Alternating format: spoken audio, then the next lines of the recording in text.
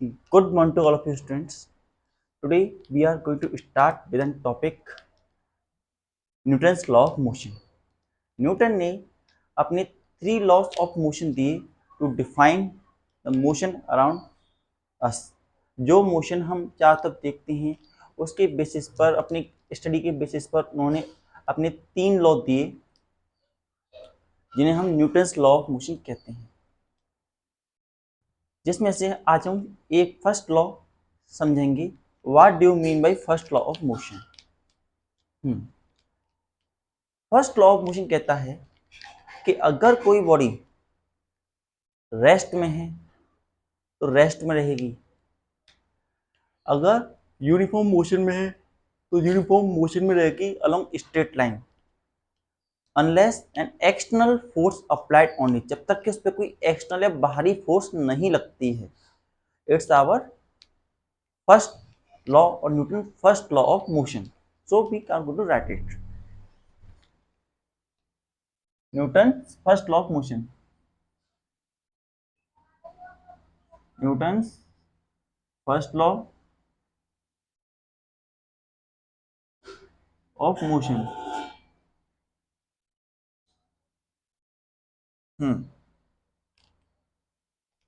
So according to first law of motion, according to first law of motion,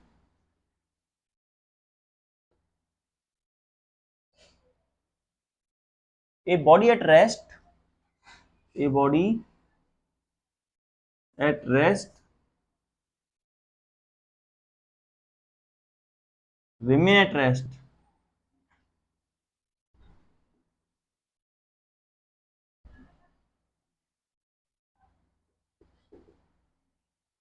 or or moving with uniform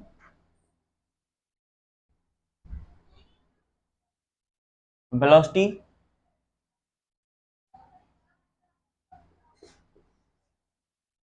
या uniform motion, or moving in uniform motion in straight line।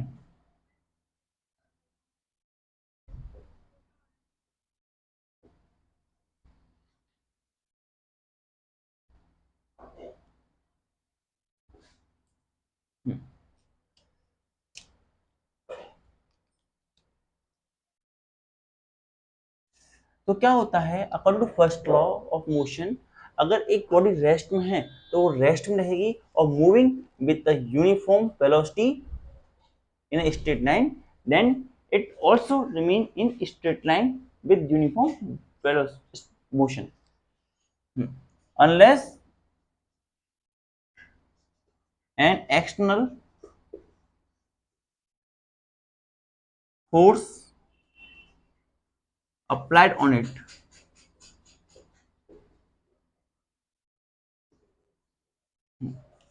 So हाँ, और हम एक तरीके से और कह सकते हैं, और a body at rest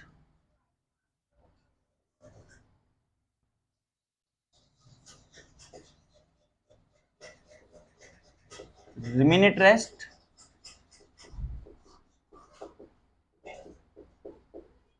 a body in motion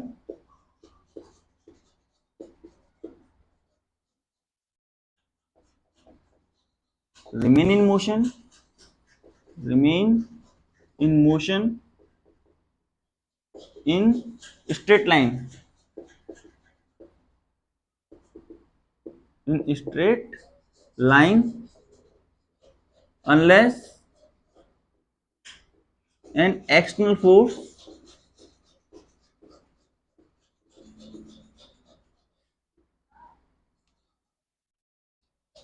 applied on it।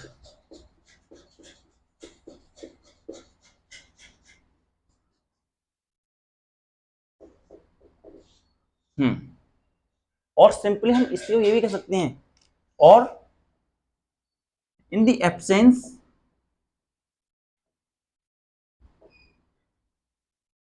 of external force,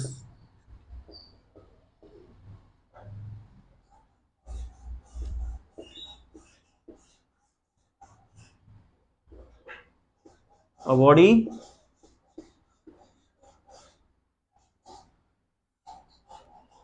remain in its original state, yeah, in its state of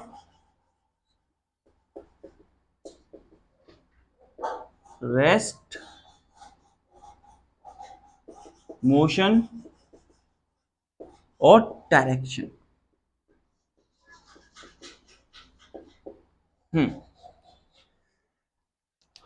तो ये तीन स्टेटमेंट है हमारी फर्स्ट लॉ ऑफ मोशन की, क्वाइट सिमिलर और different to one another but giving a similar meaning.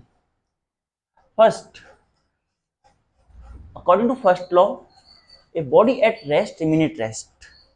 एक body rest में है तो रेस्ट में रहेगी, और मूव कर रही है यूनिफॉर्म मोशन में तो यूनिफॉर्म मोशन में मूव करती रहेगी इन अ स्ट्रेट लाइन। कब तक? जब तक कि उस पर एक्सटर्नल फोर्स अप्लाई नहीं होता। और इन the absence of external force के एब्सेंस में जो बॉडी होती है remain it's state of rest, motion और डायरेक्शन।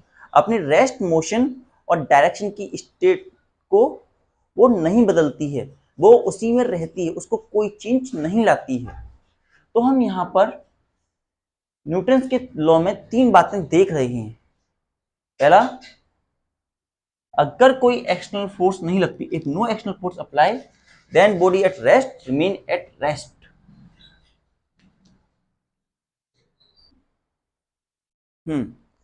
तीन पॉइंट हम देखते हैं।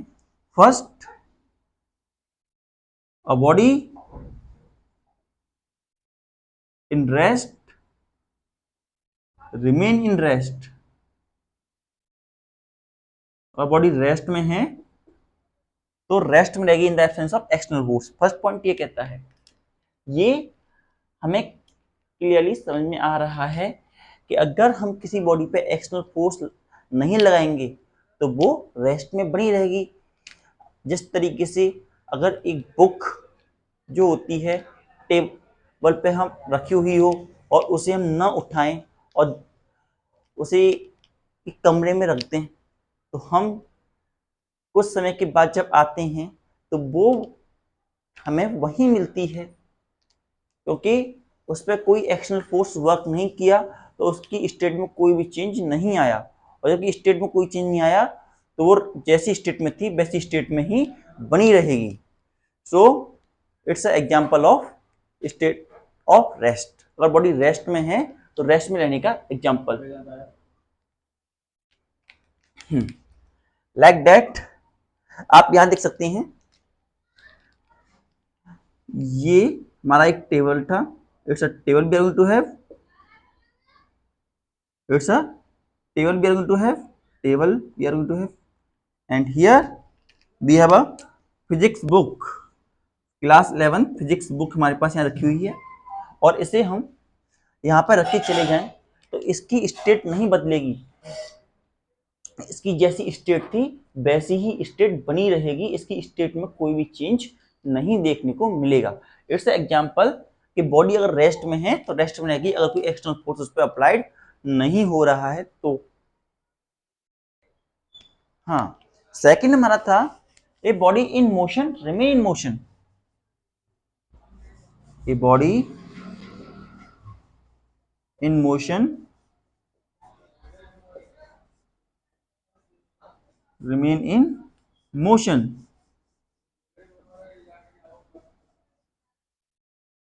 इससे हमारा कहने का मतलब क्या है?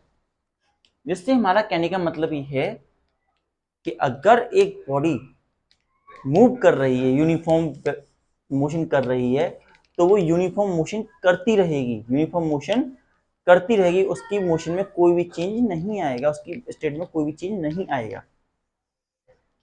तो इसका मीन ये हुआ कि अगर एक कार चले तो वो चलती ही रहेगी। अगर हम एक इंजन को चलाएं और इंजन को चला करके कुछ समय के लिए छोड़ दें तो वो चलता ही रहेगा। अगर एक रेलगाड़ी, ट्रेन जो है चल रही है और तो वो चलती ही रहेगी। अगर एक रॉकेट को हम हवा में पहुंचा रहे हैं, अर्थ के सोलर सिस्टम में पहुंचा रहे हैं, तो वो मोशन में ही रहेगा। जो सन है, अर्थ है, वो अर्थ के मोशन में ज्यादातर मोशन ही करती रहेगी। अगर इज इट पॉसिबल? लेकिन डेली लाइफ में हम ऐसा नहीं देखते। हम देखते हैं कि कुछ समय के बाद में ये सारी चीजें हमें स्टॉप होती हुई नजर आती हैं। तो इसके पीछे क्या रीजन है? What's the reason behind it? हमारा सेकंड पॉइंट कहता है फर्स्ट लॉ का कि बॉडी अगर मोशन में है तो मोशन में रहेगी, लेकिन हम प्रैक्टिकली ये देख रहे हैं कि बॉडी जो मोशन में थी मोशन में नहीं रही, कुछ समय के बाद में वो रेस्ट में आई। Dead body come to rest after some time. तो what's the reason behind it? What's the justification for that condition, that area? क्या जस्टिफिकेशन हम देंगे इसके लिए? तो हमारा जस्टिफिकेशन हमारे इस स्टेटमेंट में ही है, एक no external force applied. First हमने बोल दिया एक नो एक्सटर्नल फोर्स अप्लाइड। तो हम इन सभी स्टेप्स के अंदर देखेंगे क्या कोई एक्सटर्नल फोर्स तो नहीं लग रहा। Is there is any external force that is going to act on it?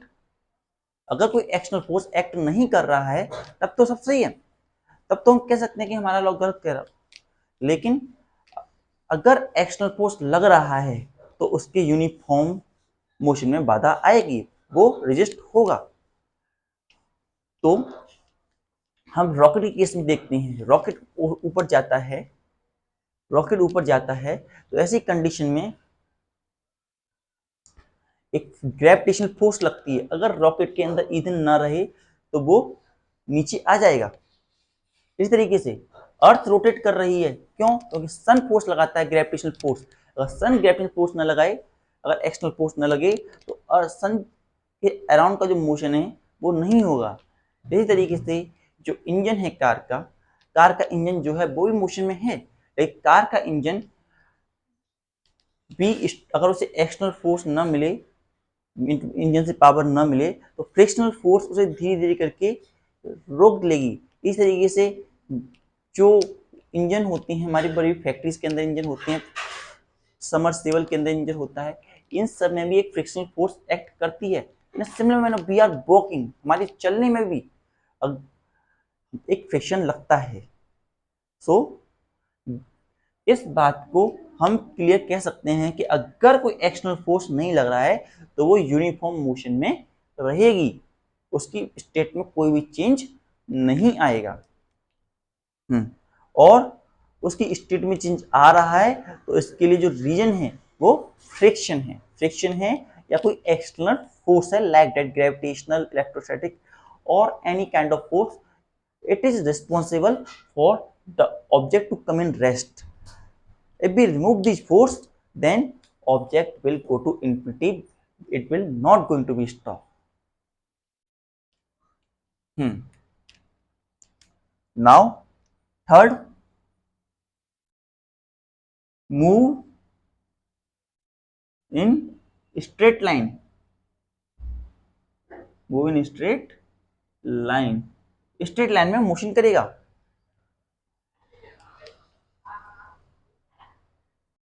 तो स्ट्रेट लाइन का भी हम देख सकते हैं। जैसे जब हम अपनी बाइसिकल को टर्न करते हैं, मोड़ते हैं, तो एक एक्सटर्नल फोर्स लगाते हैं। While turning a car, we applied an external force.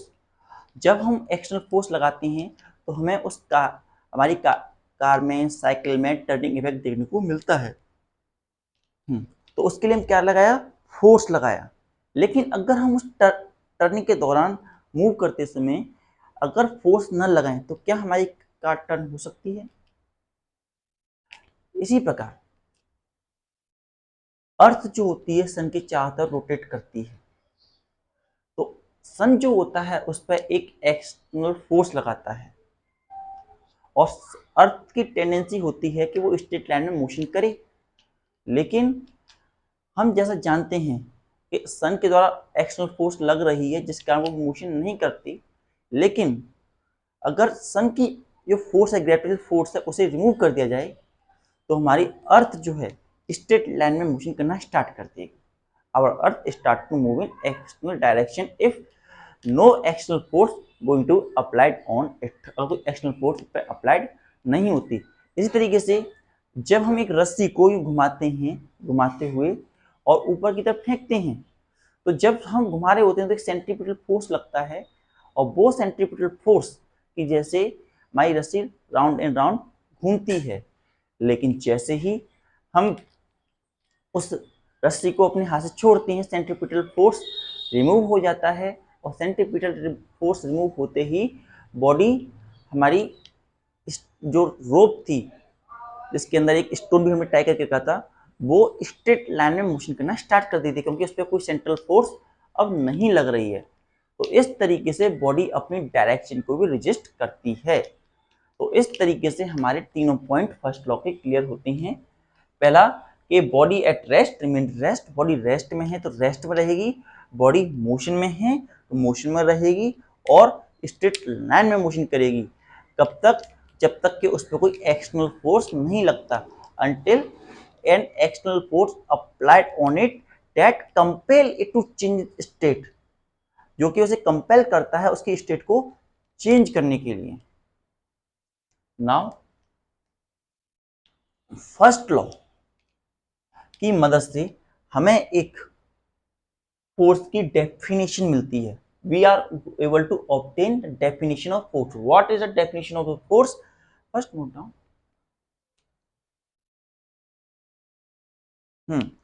तो हम कह सकते हैं फोर्स को, force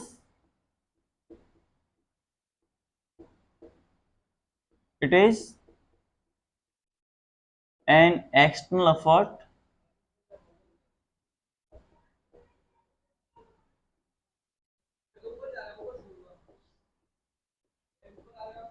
in form of push and pull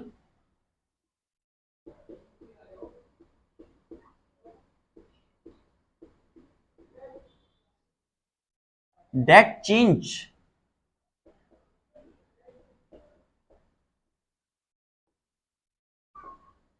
or tries to change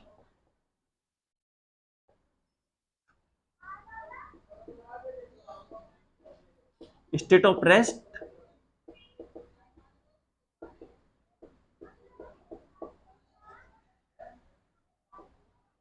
change or tries to change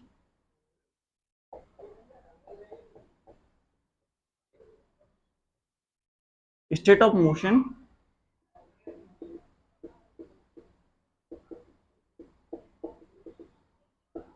change or tries to change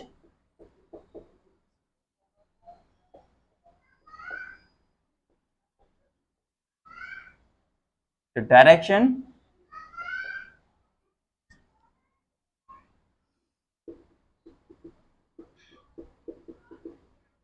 of moving body।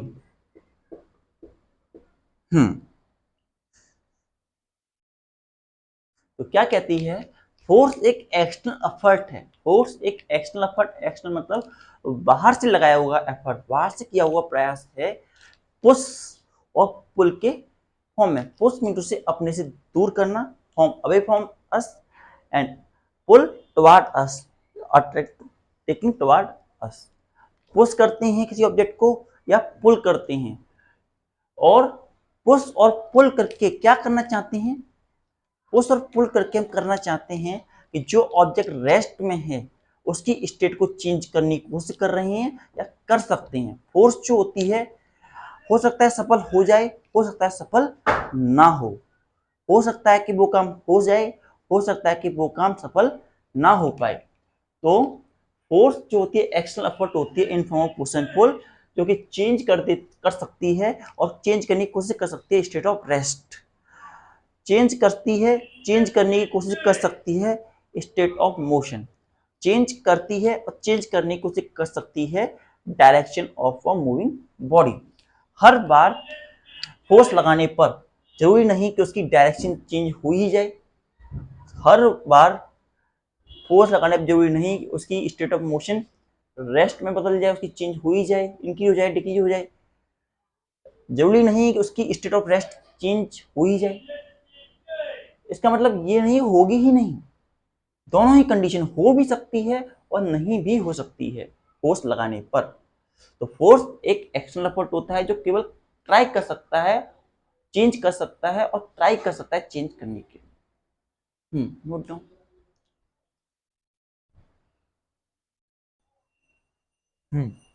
Now next point we are going to have is inertia.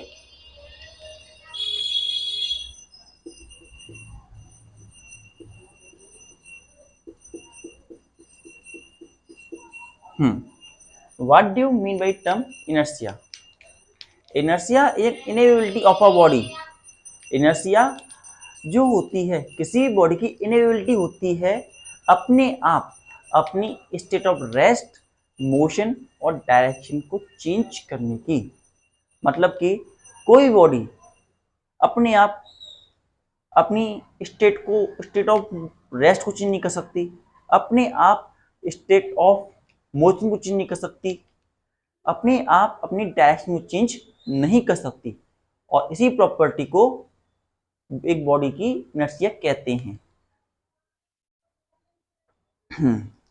So inability of a body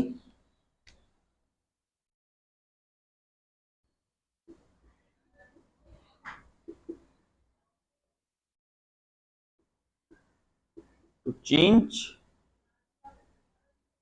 it's state of rest, motion along a straight line, motion along a straight line, अपने आप अपनी state को change न कर पाना, it require an external force. हाँ, एक अपने आप अपनी स्टेट को चेंज न कर पाना ही इनर्शिया कहलाती है। इनर्शिया जैसे हमने आपको एग्जांपल दिया, बुक रखी थी, बुक अपने आप को अपनी रेस्ट की कंडीशन से बाहर नहीं ला सकती। अगर एक कार मोशन में है तो वो अपने आप स्टॉप नहीं हो सकती, कोई भी काम अपने आप नहीं होता उस, और इसी प्रॉपर्टी को बोलते हैं inertia. If that property called inertia. और इनर्शिया जो होती है किसी बॉडी की वो तीन प्रकार की होती है, वो होती है inertia of rest, inertia of motion and inertia of direction. Inertia is of three type.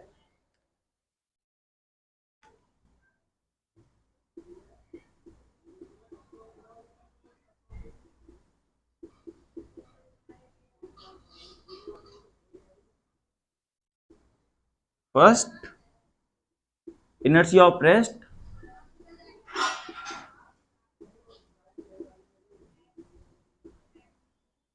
Second, inertia of motion.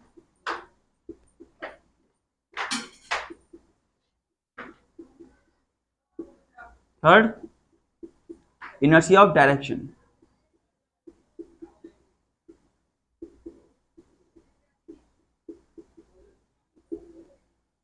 Inertia of rest, inertia of motion, and inertia of direction. These are three types of inertia. Now we are going to see one by one what do you mean by these inertia.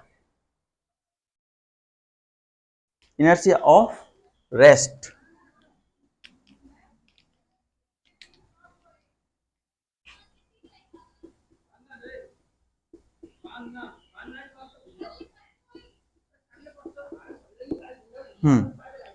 Inertia of rest mean inability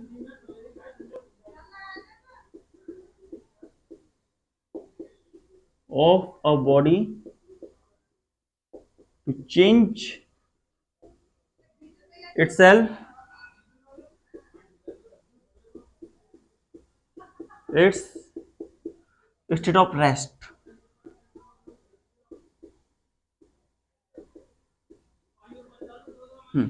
अपनी आप अपनी rest की state को न बदल पाना ही inertia of rest कहलाता है।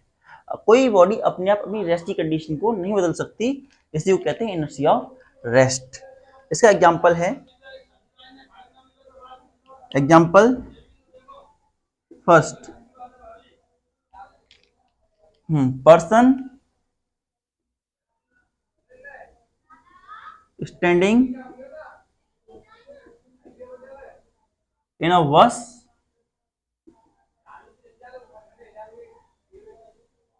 fall backward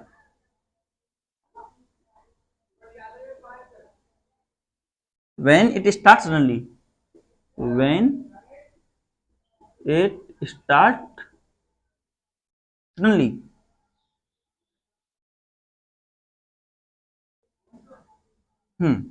एक पर्सन होता है वो पीछे की तरफ गिर जाता है, पीछे की तरफ झुक जाता है जब बस अचानक से स्टार्ट होती है। ऐसा क्यों?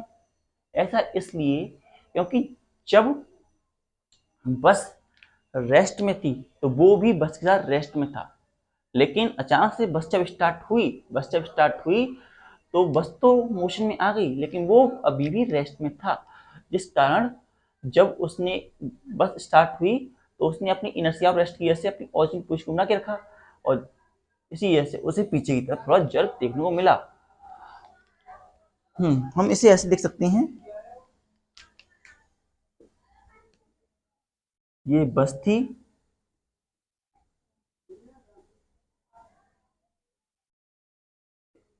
यहाँ ड्राइवर थे,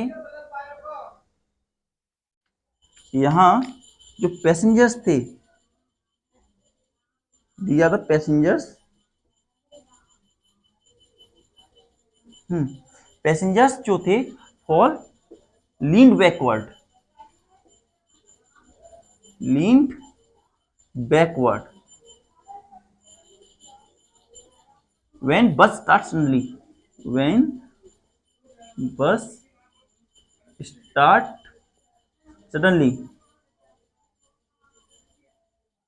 जब बस अचानक से स्टार्ट कर दी जाती है तो पैसेंजर को पीछे की तरफ जब लगता है, पीछे की तरफ गिर जाते हैं। इसी तरीके से घोड़ा गाड़ी में भी होता है, रुकी हुई घोड़ा गाड़ी जब अचानक से चलती है तो उस कंडीशन में भी हमें पीछे की तरफ बैकवर्ड जर्क देखने को मिलता है, और passenger lean backward, same reason inertia of rest, अपनी रेस्ट की कंडीशन को बनाए रखने के लिए। Note down.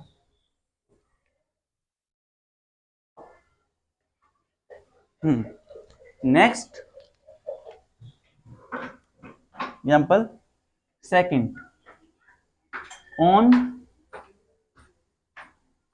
shaking the tree, fruits of the tree fall down।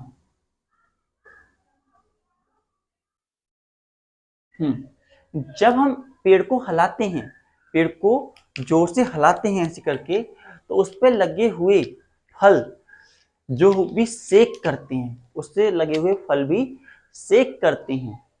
तो ऐसी कंडीशन क्या होता है, वो उससे डिटेक्ट हो जाते हैं। वो किस तरीके से, देखिए यहां हम दिखाते हैं, it is the tree we are going to be have. ये हमारे पास एक पेड़ था, it the tree we are going to be have. Now इसके ऊपर बहुत सारे फल लगे हुए थे, many of the fruits it is going to have.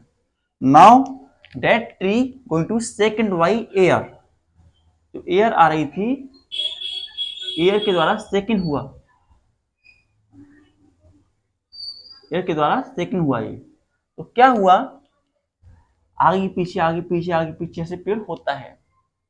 लेकिन जो इसके फ्रूट्स थे, फ्रूट्स जो थे जो जहां थे वहीं रहे, तो पेड़ आगे बढ़ गया लेकिन फल यहीं रहे, जिस कारण एक फल गिरा।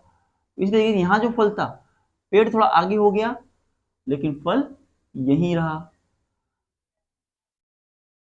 और फल यहां से नीचे गिर गए, इसके चारों तरफ फल गिर गए जब बारिश आई। ऐसा क्यों हुआ? Because of inertia of rest. क्योंकि फल जो थे वो अपनी ओरिजिनल स्टेट में रहे, लेकिन जो ट्री था उसकी जो स्टेट थी, जो उसका मोशन था वो बन हुआ, लेकिन जो फ्रूट्स थे उनके अंदर कोई मोशन देखने को नहीं मिला।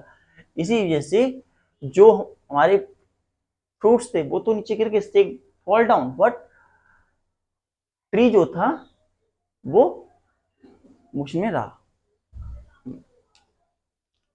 नाउ सेकंड हो गया, third,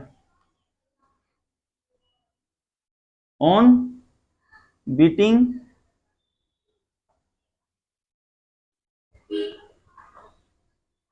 a blanket with a stick, on beating a blanket with a stick, dust particle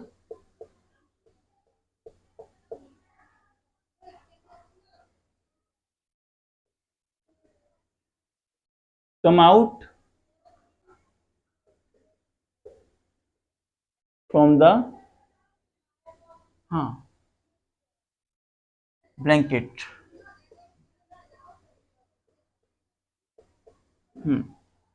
जब हम ब्लैंकेट को बीट करते हैं, डंडे से मारते हैं, तो ऐसी कंडीशन में जो डस्ट पार्टिकल प्रेजेंट होते हैं हमारे ब्लैंकेट के अंदर, वो उससे रिमूव हो जाते हैं। इसके अंदर भी इनर्शिया ऑफ रेस्ट कैसे काम करता है देखते हैं।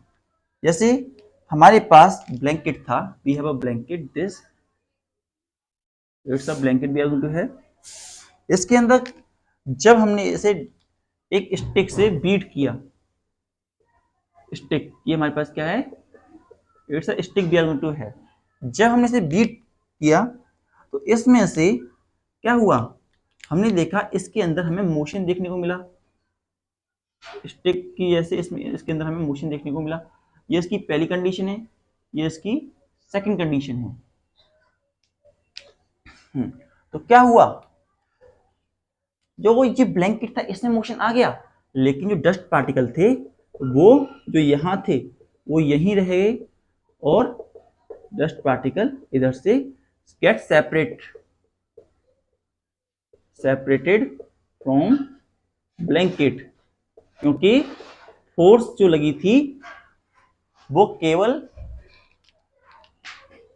ब्लैंकेट पर लगी थी, डस्ट पार्टिकल पर नहीं लगी थी। तो इसलिए डस्ट पार्टिकल अलग हो गए लेकिन ब्लैंकेट से, और उन्होंने अपनी इनर्शिया ऑफ रेस्ट को बनाए रखा, लेकिन ब्लैंकेट पर फोर्स लगी इसलिए उसका इनर्शिया ऑफ रेस्ट ब्रेकडाउन हो गया। थर्ड, एक और एग्जांपल लेते हैं।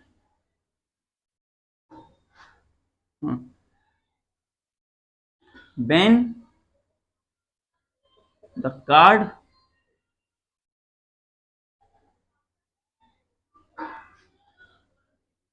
move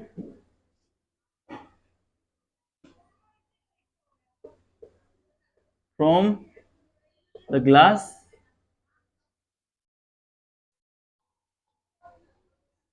coin move down into glass।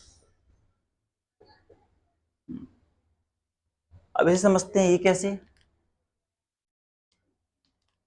हमारे पास एक ग्लास था, वी हैव दैट ग्लास। यहां पर हमारे पास ये एक कार्ड था, हमने इसे फोर्स लगाया, इस पर फोर्स लगाया और ये रोटेट, ये उड़ गया, यहाँ से ऐसे उड़ गया, ये उड़ा दिया हमने। इसके ऊपर हमारा एक कॉइन रखा था, we have a coin here, ये हमारे पास कॉइन रखा हुआ था। इनिशियली लेवल पर जो कॉइन है और कार्ड है दोनों ही रेस्ट की स्टेट में थे। इनिशियल स्टेट में दोनों ही रेस्ट की स्टेट में थे, लेकिन जैसे ही हमने कार्ड पे फोर्स लगाया, कार्ड मोशन में आ गया और फ्लो ऑफ उड़ गया, लेकिन फोर्स केवल कार्ड पे लगा, कॉइन पे कोई फोर्स नहीं लगा। इसीलिए जो हमारा कॉइन था वो ग्लास के अंदर एंटर कर गया। Coin move down into glass.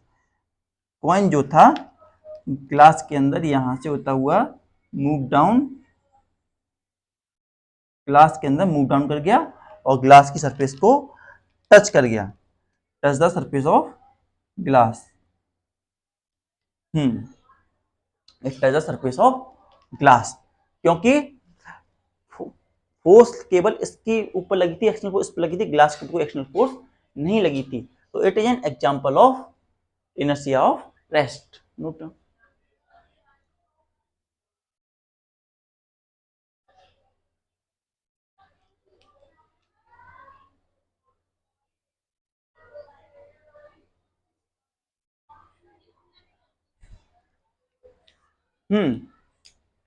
तो आज हमने क्या क्या जाना? आज हमने जाना Newton first law of motion के बारे में। Newton first law of motion कहता है कि अगर कोई ऑब्जेक्ट रेस्ट में है तो रेस्ट में रहेगा, अगर कोई ऑब्जेक्ट मोशन में है तो मोशन में रहेगा, स्ट्रेट लाइन में मोशन करेगा, जब तक कि कोई उस पर एक्सटर्नल फोर्स नहीं लगती जो कि उसकी स्टेट को बदले। एंड इसके 3 पार्ट होते हैं कि बॉडी रेस्ट में तो रेस्ट में रहेगी, बॉडी मोशन में तो मोशन में रहेगी, बॉडी जो है स्ट्रेट लाइन में मोशन कर रहे थे स्ट्रेट लाइन में मोशन करती रहेगी। इसकी मदद से हमें एक फोर्स की डेफिनेशन भी मिली। फोर्स जो होती है एक एक्सटर्नल एफर्ट होती है in form of push and pull, जो कि चेंज कर सकती है या ट्राई टू चेंज करती है स्टेट ऑफ रेस्ट, मोशन और डायरेक्शन। इसके बाद हमने जाना इनर्शिया।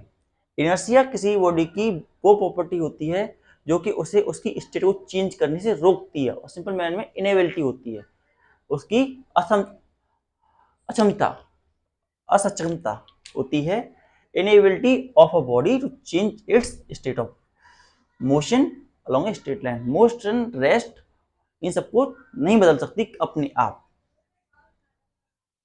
और ये 3 तरह की होती है, inertia of rest, inertia of motion and inertia of direction.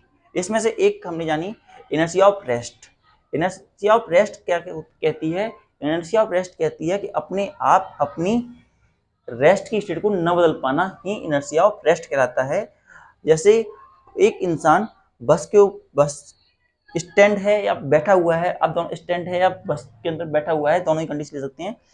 Fall backward, पीछे की तरफ फॉल बैक करता है जब बस अचानक से स्टार्ट होती है because of inertia of rest. Person lean backward and it is condition when bus start suddenly. In a similar manner on shaking tree, fruits of the tree fall down. इस जो पेड़ से नीचे फल गिरते हैं इसका भी रीजन जो होता है इनर्शिया ऑफ रेस्ट रहता है। साथ ही साथ जो जब हम ब्लैंकेट को डंडे से मारते हैं तो उसके अंदर से भी डस्ट पार्टिकल बाहर निकल जाते हैं, ये भी इनर्शिया ऑफ रेस्ट का एग्जांपल। और साथ ही साथ जो कॉइन है ग्लास के अंदर गिरने का कारण भी इनर्शिया ऑफ रेस्ट है।